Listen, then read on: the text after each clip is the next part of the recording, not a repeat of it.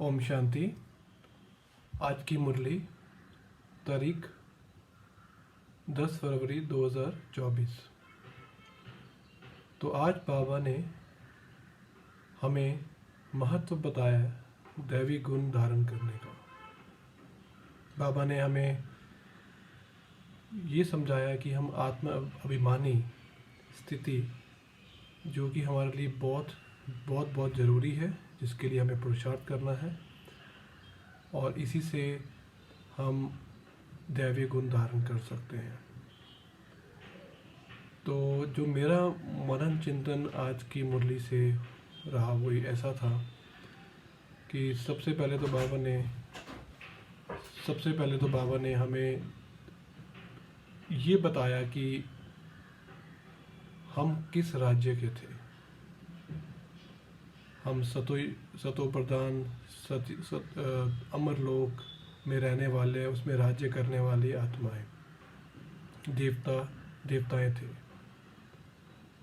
तो बाबा ने ये स्मृतियाँ हमें इसलिए दिलाई ताकि हम इसको याद रख के खुशी में रहें, क्योंकि ये हमारा एकमात्र लक्ष्य है। दैवी गुण धारण करना ही हमारा लक्ष्य है, क्योंकि दैवी गुण धारण हम करेंगे वो इस जन्म में करने हैं। हमें राज्य अब लेना है, लेकिन करेंगे राज्य हम सतयुग में जाकर। लेकिन राज्य अभी लेना मतलब राज्याधिकारी बनना, दैवी गुण धारण करना। तो जो पहला जो पार्ट रहा बाबा की मुरली का वो यही था। उसमें हमारी चेकिंग हमें करनी है, हर समय चेकिंग करनी है कि हमारा एक्शन जो भी हम कर रहे हैं, जैसा हमारा बिहेवियर है या जो हमारी स्मृतियां हैं, जो भी हम चिंतन कर रहे हैं, क्योंकि हमें गृहस्थी में रहकर बहुत अलग अलग रोल प्ले करने होते हैं। बाबा के साथ जुड़ना, लगातार जुड़े रहना रहता है और कार्य भी करने होते हैं, मतलब कर्म योगी बन के रहना है। तो हमारा कनेक्शन बार बार टूटता है, जुड़ता है। तो उसमें चेकिंग करके उसको ठीक करना। तो इसलिए बाबा ने हमें वो पूरा शिक्षा दी, स्मृतियाँ दिलाई कि तुम कौन थे और तुमसे राज्य कैसे छीना गया। और हमें एक निश्चय अपने में बाबा ने बताया कि तुम्हें निश्चय बुद्धि बनना है कि तुमने पहले भी ये राज्य वापस लिया था, तुम अब फिर से लोगे। तो ये निश्चय है। और इसमें बाबा ने फिर जो पिछले कुछ दिनों से ड्रामा का जो रहस्य है या ड्रामा रिपीट हो रहा है, वो फिर से बाबा ने बताया कि ये क्योंकि रिपीट हो रहा है, तुम्हारा हार जीत का खेल है, इससे थकना नहीं है, घबराना नहीं है।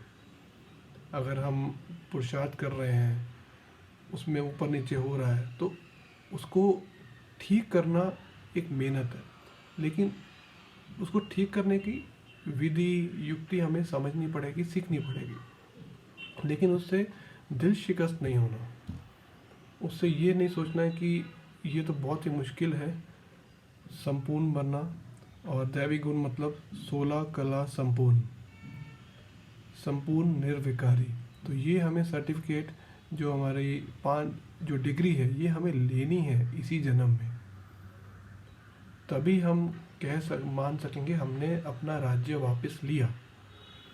लेकिन इसमें मेहनत अंदर की है, हमें अपने अंदर मतलब आत्म अभिमानी बनकर इसमें काम करना है। इसमें बोलना नहीं है, किसी को देखना नहीं है, सुनते हुए कुछ सुनना नहीं है, ये सब चीज़ें इसमें आती हैं।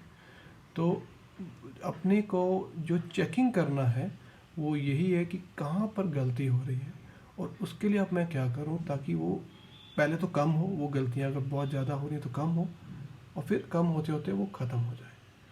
तो वो एक्सपेरिमेंट, प्रयोग करते रहना है।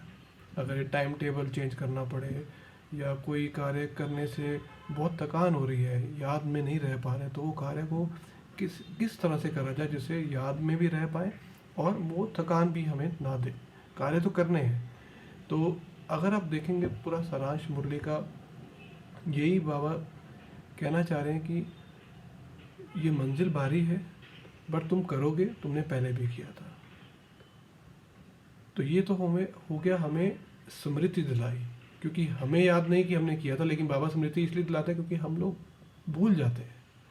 तो अगर हम निश्चय बुद्धि बनकर इसमें लग जाएंगे कि हाँ हमने लिया था राज्य भाग्य वापस, तो फिर जरूर लेंगे।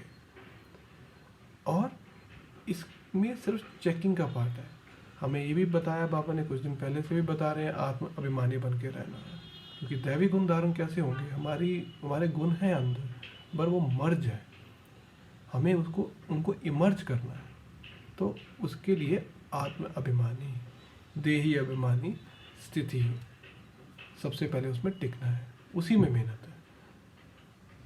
तो ये जो पूरी मुरली थी उसमें बाबा हमें स्मृतियाँ दिला रहे हैं, ये बता रहे हैं कि आपने ये नहीं करना, या मनुष्य कैसे हैं, उनकी दशा कैसी हो गई है। ये सिर्फ नॉलेज के लिए है, ज्ञान की बातें हैं जो हमें स्मृति में रख के आगे बढ़ना है। हमारा पुरुषार्थ हमारी स्थिति के लिए है। और ये इसलिए बाबा हमें मुरली में बार बार बताते हैं क्योंकि हम भूल जाते हैं, बुद्धि में बात टिकती नहीं, हम कार्य में व्यस्त हो जाते हैं और कितने घंटे निकल जाते हैं, फिर याद आता है कि हमने आज अपनी स्थिति तो बनाई नहीं। और अगले दिन फिर वो रीसेट हो जाता है, फिर से हम मुरली सुनते हैं और फिर प्रैक्टिस करते हैं कि आज हम करेंगे। तो ये स्मृति में बार बार रखने वाली बात है। तो अगर निश्चय बुद्धि होंगे तो स्मृति भी रहेगी, पता रहेगा कि ये मेरा लक्ष्य है, ये मैं बना था, ये मैं बनना ही है, मुझे बनना ही है, तो जरूर होगा। फिर हर एक जो हमारे शरीर, जो हमारे सेल्स हैं, उस पर काम करने लगेंगे। हमारा जो मनन चिंतन उसी पर रहेगा कि मैं जो अब कर रहा हूँ ये तो मेरे लक्ष्य को सहारा देने वाला नहीं है, ये तो टाइम वेस्ट हो रहा है। हम इमीडिएटली उससे बाहर आ जाएंगे, उसमें खो नहीं जाएंगे, बह नहीं जाएंगे। अगर हम निश्चय बुद्धि हैं तो अपने को निश्चय बुद्धि मतलब पक्का करना है। तो वो बाबा ने हमें बताया, ड्रामा का रहस्य भी बाबा ने बताया कि फिर से कल्प में रिपीट होना है। आप पहले भी आपने किया था, अब फिर करोगे और कर रहे हो। तो आखिरी में जो बाबा ने हमें सर्विस का बताया, अगर हम ये सब कुछ कर लेते हैं तो हमें प्रजा भी, तो क्योंकि ये राज्य की बात हो रही है, हम कुछ वो काम नहीं करें कि सिर्फ अच्छा इंसान बनना, अच्छा मनुष्य बनना जिसे हम देवता के नाम से जानते हैं। हमें राज्य भी बनाना है, तो मतलब राज्य में प्रजा भी होना चाहिए। तो प्रजा मतलब जितना आप बाबा का ज्ञान परिचय दूसरों को बताओगे, उतनी आपकी प्रजा तैयार होगी। तो आपके गुण कितने इमर्ज हुए हैं, कितनों को प्रभावित कर रहे हैं, वो उससे मालूम, वो सेवा से पता लगेगा। तो सेवा जरूर करनी है। तो इसमें बाबा ने आज एग्जाम्पल फिर से लिया जो हमने कल भी दिया था हिंदू धर्म का। तो उनको कहेंगे कि हिंदू धर्म नहीं है तो सही युक्ति नहीं है। सनातनी जो है, सनातन धर्म या सनातनी, ये वर्ड सही वर्ड है। तो इसके लिए हम क्या करना है, हमें उनको बताना है कि आदि सनातन देवी देवता धर्म था जो प्राय लोप हो चुका है। बाकी सभी धर्म चल रहे हैं जो उसके बाद आए, लेकिन जो बाकी धर्म चल रहे हैं उसमें जैसे क्रिश्चियंस हैं वो क्रिश्चियनिटी को फॉलो करते हैं, बौद्धि हैं वो बुद्ध को फॉलो करते हैं। लेकिन इसी तरह ये धर्म आदि सनातन देवी देवता धर्म जो हमारा धर्म है, हमें फिर से याद रहना चाहिए हमारा धर्म है, वो प्राय लोप हो चुका है। इसलिए मनुष्य हिंदू कहते हैं अपने आप को, और वो अपने आप को देवता नहीं कह सकते। जबकि अगर ये देवी देवताओं का धर्म था तो हमें अपने आप को देवी देवता कहना चाहिए था, लेकिन कह नहीं सकते क्योंकि हम देवी देवता वाले क्वालिटी वाले या कला वाले नहीं हैं। और यही बाबा ने मेन डिफरेंस बताया है। बाकी धर्मों में कुछ ऐसा नहीं है कि मतलब फॉलो करते रहेंगे, लेकिन कला सबकी उतरती है, फॉलो करते रहेंगे, वो अपने आप को वही कहते रहेंगे कि हम यही धर्म के हैं। लेकिन यहाँ पर ऐसा नहीं है। यहाँ पर आपको फिर से वो अपने गुण वापस भरने हैं, आपको देवी देवता समान बनना है। तभी हम कह सकते हैं कि हम देवी देवता धर्म के हैं या उनके फॉलोअर्स हैं। तो ये जो है सेवा का एक मेन मुख्य पॉइंट बाबा ने ये बताया। और बाबा ने ये भी बताया कि हम कैसे ये सृष्टि पर आए, बाबा क्या क्या कार्य कर रहे हैं। राज्य भाग्य हमें 21 जन्मों के लिए, कल्प के बाद आते हैं 21 जन्मों के लिए हमें राज्य भाग्य देते हैं। तो सबको बाबा से वर्षा लेना चाहिए। तो सबको वर्षा लेने के लिए बाबा के पास आना पड़ेगा, उनका ज्ञान लेना पड़ेगा। और जो बाबा ने ये भी बताया, जो जिन्होंने पहले ज्ञान लिया होगा वो ज़रूर समझेंगे, वो ज़रूर बाबा की मत पर चलेंगे। तो ये सर्विस के हमें बाबा ने युक्तियाँ बताई हैं, जो कि हमें कल बहुत डिटेल में बताई थी। शिवरात्रि की जो पूरी मुरली थी, शिव जयंती की या शिवरात्रि पे हमें जो सेवा कर सकते हैं, उस पर बाबा ने बहुत सारे पॉइंट्स बताए, जिसका मैं बहुत ही जल्द चिंतन करके शेयर करने वाला हूँ एक अलग वीडियो में। तो पूरा जो मुरली का जो सार ये है आज की, बाबा ने हमें सब कुछ बता दिया हमारे बारे में, जो हमें याद दिलाए वापस कि हम कौन हैं। तो निश्चय बुद्धि बन के रहना है, अपनी चेकिंग करते रहना है।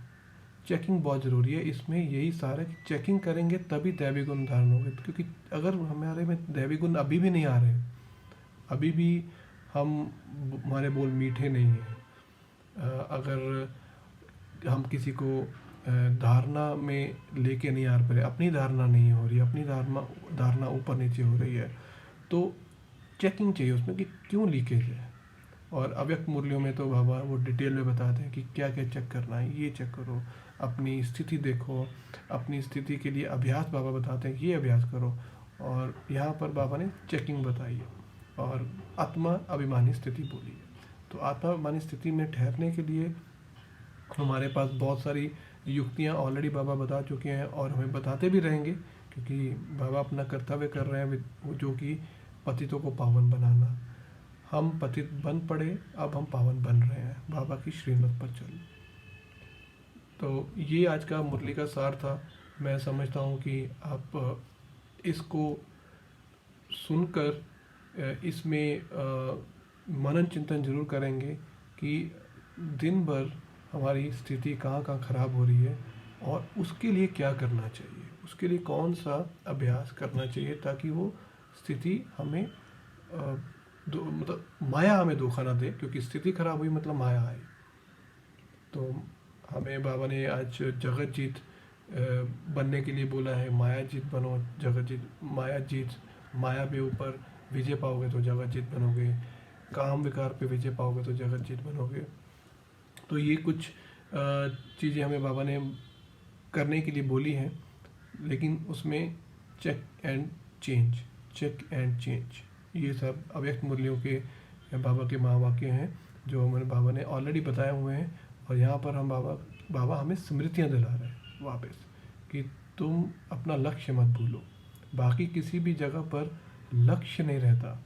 सब जगह कोई त्यौहार है, दीपावली है या जैसे शिवरात्रि भी मनाते हैं, तो कोई लक्ष्य नहीं रहता। उस दिन उसका महत्व रहता है, उसके आगे पीछे कोई महत्व नहीं कि हमने क्या लक्ष्य से वो मनाया और हमें वो कुछ मिला कि नहीं इन रिटर्न। लेकिन यहाँ तो लक्ष्य है, यहाँ हमें हर दिन इस पे काम करना है।